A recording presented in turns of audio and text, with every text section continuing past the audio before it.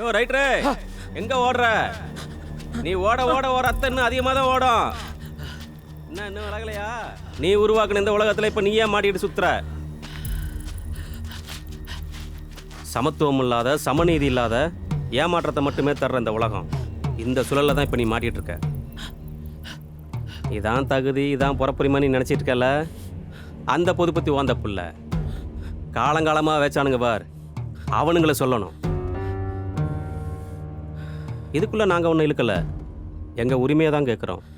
இப்போ உனக்கு ரெண்டே வழி தான். ஒன்று, நீ உருவாக்குன இந்த உலகத்தில் நீயும் சேர்ந்து சாகலாம், இல்லை எல்லாருக்குமான நியாயத்தை நீ கொடுக்கலாம்.